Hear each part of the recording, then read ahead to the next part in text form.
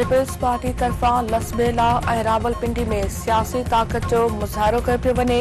पिंडाल तैयार, लसबेला में अॻूणो सदर आसिफ अली ज़रदारी चूंड जलसे खे ख़िताब कंदो।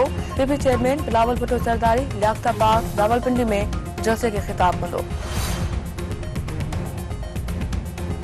मुस्लिम लीग नून जो सियालकोट में चूंड जलसो थी रहियो आहे। जिना स्टेडियम में नून लीग कायद नवाज शरीफ ऐं ॿिया मरकज़ी अॻवान जलसे खे ख़िताब कंदा, जमियत उलमा इस्लाम लाड़काणे ऐं सखर में सियासी पिंडाल सजाए रही आहे। जेयूआई सरबराह मौलाना फज़ल रहमान सखर ऐं लाड़काणे में जलसनि खे ख़िताब कंदो। सिक्योरिटी जा इंतज़ाम सख़्त, पुलिस जी वॾी नफ़री मुक़रर। मुस्लिम लीग नून जे सदर बशीर मेमण पारां पीपी उम्मीदवार मखदूम जमील ज़मान खे धमकी ॾियण वारी वीडियो वायरल।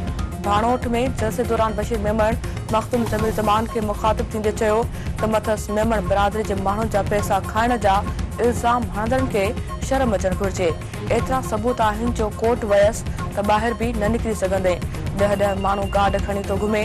उन्हनि जे विच में अहिड़ो कमु थी वेंदे जो यादि रखंदे पंहिंजी ज़िंदगीअ में खोड़ धाड़ेल मारिया आहिनि, जिन सां 20 माण्हू गॾु हूंदा आहिनि।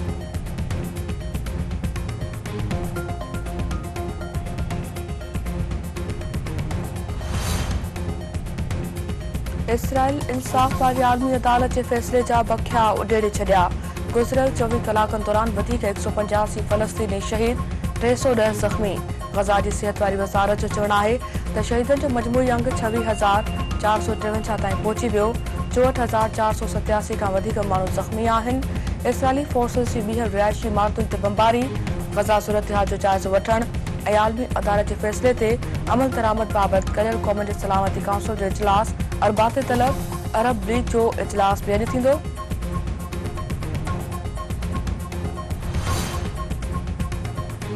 खरपुनातन शाबे जो चांडिया बिरादरी जी ॿिनि धुरियुनि विच में पुराणे तकरार तां हिकु नींगरी ऐं औरत क़तल। ॻोठ कौर सिंध चांडिया में हथियारबंदनि घर में घिड़ी बीबी रोशनी चांडियो ऐं पोपरा चांडियो खे क़तल करे छॾियो। पुलिस वाक़े वारे हंधि पहुची लाश अस्पताल मुंतक़िल कया। इलाइक़े में ॾहका।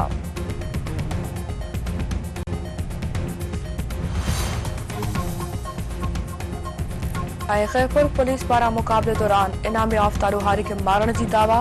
पुलिस जो चवणु आहे त कच्छ वारे इलाइक़े में महबूब कलोड़ो थाणे जी हद में मुक़ाबले में ॾोहारी यूसुफ नारे जो मारिजी वियो। संदसि साथी फरार। मारिजी वियल ॾोहारी 27 खां वधीक केसनि में घुरिबल ऐं सरकार पारां मथस 5 लख रुपया इनाम पिणु रखियल हो।